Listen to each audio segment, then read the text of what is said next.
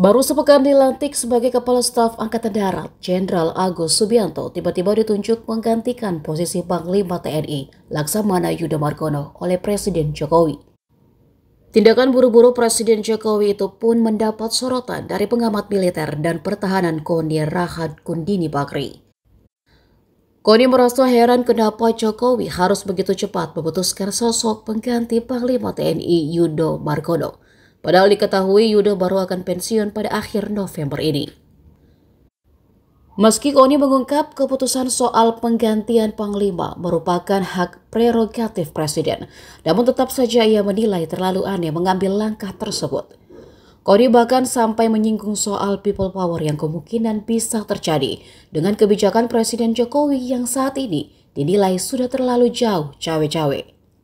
Sehingga kita masuk kontraknya, kita bisa bergerak kayak gitu-gitu lah. Jadi bisa sangat terutama untuk Indonesia, apakah kita mengejar kepentingan Indonesia kita untuk selatan yang bisa bergerak kita.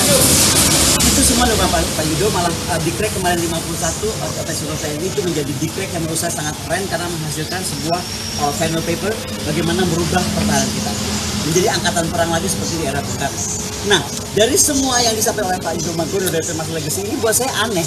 Kenapa mesti dipercepat? With all due respect ya, saya sangat menghargai kalau memang Pak Agus harus jadi Panglima. Kita nggak punya keberatan apapun. Tapi kenapa harus cepat-cepat Presiden melakukan ini? Ini menjadi pertanyaan saya yang kedua kepada Presiden Joko Widodo. Jadi pertama, apakah Presiden ini cawe-cawenya sampai sekian jauh gitu loh? Saya nggak ngerti juga ya. Karena walaupun itu hak beliau, tapi kenapa? Saya perlu tahu. Rakyat mesti tahu kenapa percepatan ini terjadi gitu.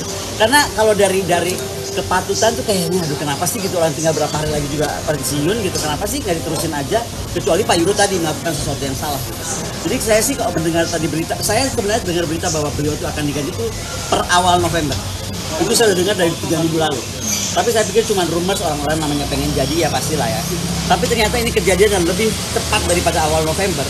Jadi buat saya pertanyakan juga kepada Pak Joko Widodo. Makanya gini Pak Presiden, kita supaya hirup-pikuk ini berhenti, supaya people power yang saya khawatirkan nggak terjadi, mendingan Pak Presiden mundurin diri deh. Jadi enak gitu loh. Jadi kita juga nggak punya suuzon. Nah, bener nggak? Saya ini rakyat ya, kan jadi saya suuzon terus nih. Ini bantuin si Kaisang sampai kemana nih? Bapak bantuin Gibran sampai kemana nih gitu kan? Udahlah biar nggak ada kayak begitu lagi, dan Bapak juga nggak usah pusing makan siang lagi gitu kan? Udah Pak, mundurkan diri aja, jadi enak. Bapak juga mulus, tenang kan? Kemudian juga Kaisang udah silakan juga maju, kita nggak usah pikir yang aneh-aneh. Gibran. Mungkin saya pengennya Kaisang aja kalian jadi presiden. Terus yang apa?